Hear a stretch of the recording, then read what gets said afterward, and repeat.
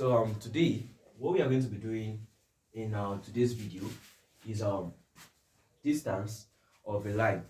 Now we are going to be learning how to calculate distance within 2 points, which is a line, and that's what we are going to be doing in today's video. So before I continue, this is mathematics and you are at Azium's Mentrix, and my name is Musa Abdul, and I'm going to be walking you through mathematics with some of my other team. Understand? So now what we are going to be answering before we start this is that is mass add. Now this is a question that I've been giving to so many students in so many scenarios, and most of them see mass as one complex topic or one complex subject like that. But what we are going to be doing today, or what we are going to be doing in this channel, is to make sure we simplify this topic in a more easier way for you to understand. So now the first question is mass add, and for me the question is no.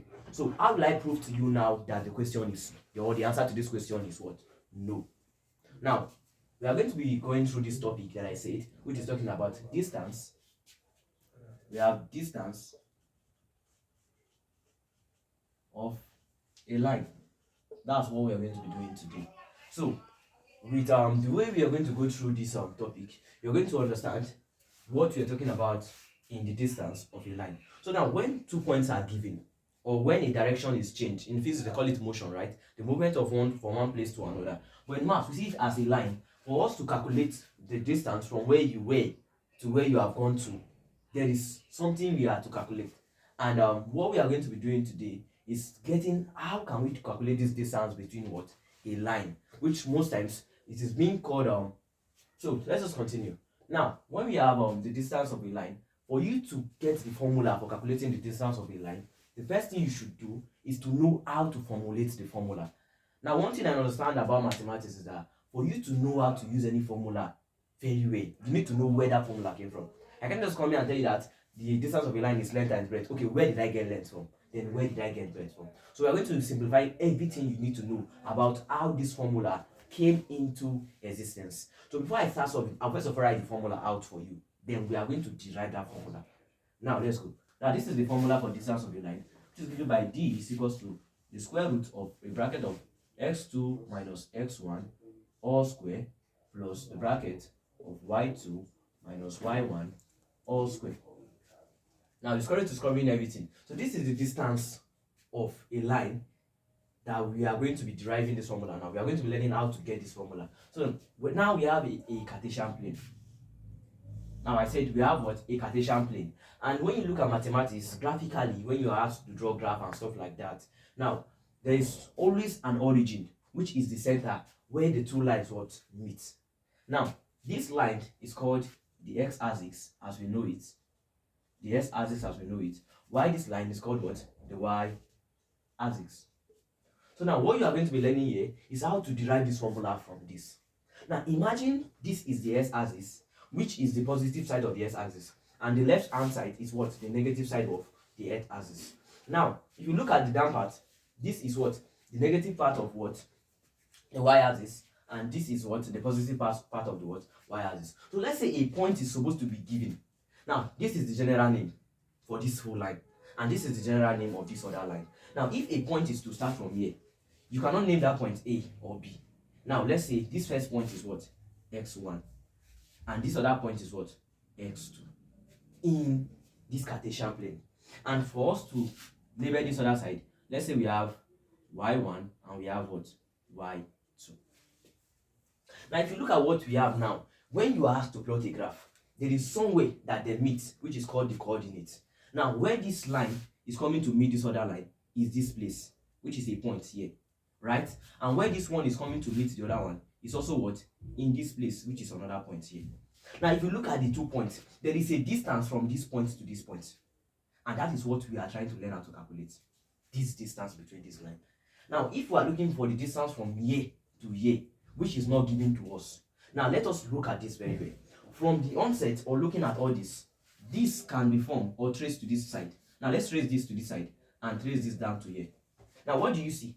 A right angled triangle. Let's keep it one side. A right angled triangle. That's what we have from this place. Now let's see how this formula is being derived from this thing per se.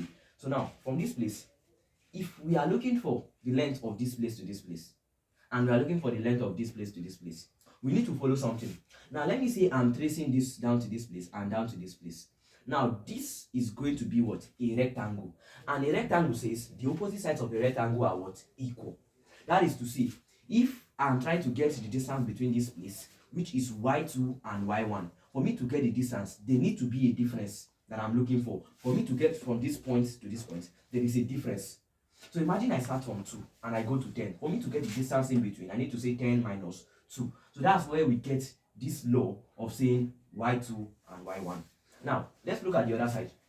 From this part also, we have this point, which this thing is the same as this place, right? So now, we're having x2 and we're having x1. So for we to get the distance of this place, we need to put it as x2 minus x1.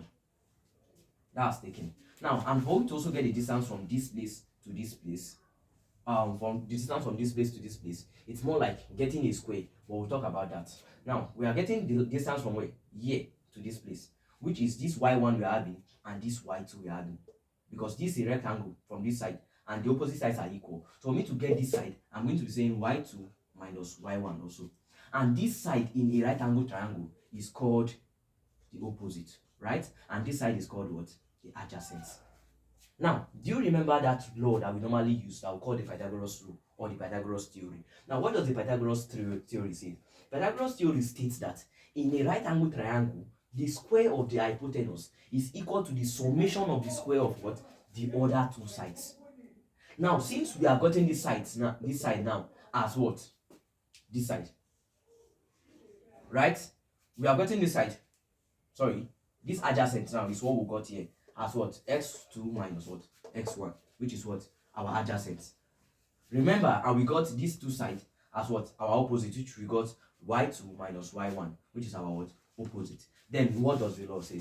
It says when you square this side, when you square this and square this, the addition is going to give you the square of this. Now let's say this is not given, and since we are looking for distance, for us to, before we start using other letters, let's denote this with what? The letter D, which is what? Distance.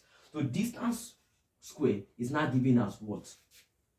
The adjacent square and the what? Opposite square. That's the addition of the two square, which is going to make us get s2 minus x1 all square.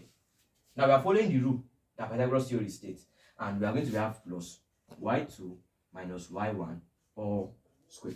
Now, do you see where they now get this from? Now, for them to remove this square that is here, there needs to be a square root coming here and a square root what? Coming here. So when we are having a square root here and a square root here, this square now cannot eliminate what? The square root. Now we are now left with d is equal to the square root of x2 minus x1 all square plus y2 minus y1 all square. Now we are seeing that we now have the same formula here as what? This. So this is how this formula of distance of this line came into what? Existence. Now since we now know the formula for calculating the distance of a line, now let's take questions pertaining it. So if for instance it can be given to you, calculate the distance of a line which have a point P, and the P can be given as what? 1 and 2 for instance.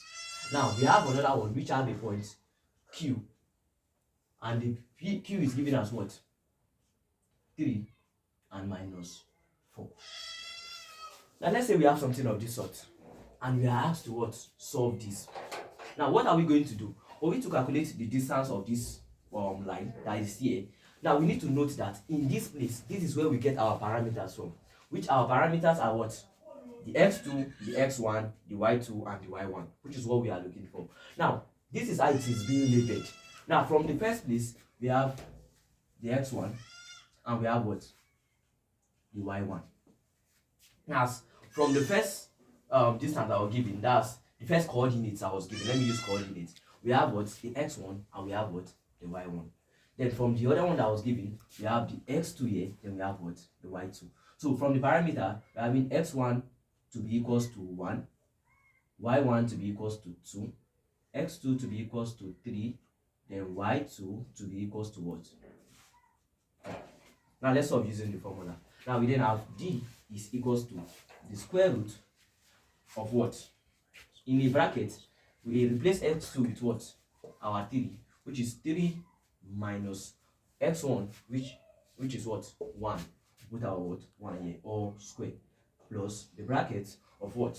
Our y2, which is here, 4, minus our y1, which is 2. We are going to what? Okay, our y2 is minus 4, sorry. So we're having minus 4 minus our y1, which is what? 2. Now from this place, we're having d is equals to the square root of 3 minus 1, which is what? 2, all square, plus minus 4 minus 2, which is more like I'm holding 2 and I'm still holding another 2. So if I add what I'm holding the person, I'm going to be holding them what? 6, right? All square. Remember, it's also carrying a square. So now from this place, I'm having the distance is then given by the square root of 2 times 2, which is what? 4, plus minus 6 square. Now when we say minus 6 square, now we are going to be having minus 6 times minus 6, which is going to give me 36. The minus times minus is going to give me plus. The 6 times 6 is going to give me what? 36. So I'm adding the 36 here. So what I'm left with is now d is equals to the square root of what? 4 plus 36, which is what? 40. Now from this, let's see if we can further simplify this, because this is what? In sort. Now the answer here is in sort form, and the only reason, or why, one of the simplest way you can explain why this is being called sort, is because of it carrying what? These roots. So now let's say we are to break this thing down. Now, is there anything we can use to break this down? Now, when you are asked to break sort, what you are looking for is two numbers, and one of the number should have a square root, while the other might not have a square root. Because when you look at what we have here, we cannot get a perfect a normal number, or the same number that can be multiplied to give what? 40. We cannot get two numbers, or let me say two the same numbers that can be multiplied to give 40. So we are going to leave the answer in short form, in the sense that we are trying to break this down to see if there's anything we can take from here. Now let's look at this very well. We have d is equals to the square root of, this can be 4 times 10. You agree with me now that 4 times 10 is the same as 40. Now d can now be given as the root of 4 times the root of 10. I'm just separating the both of them. Now d can now be given as the root of 4, which is 2. The root of 10 cannot be gotten, so we are having 2 root of 10. So this can be given as the distance of what? These points that were given to us. So with this is how to solve the distance between points. And what you should also learn is how to denote the formula, how to get the formula, so as to make it easy for you to what? Solve this. So with this, I hope you enjoy this, and I hope you are getting value from what we just explained. So if you know you have any question, or you have anything pertaining any topic you want us to go into, don't forget to drop it down at the comment section. And what you should do for us is to like this channel, subscribe, and don't forget, this is Mentrix, and I remain Musa. Thank you very much.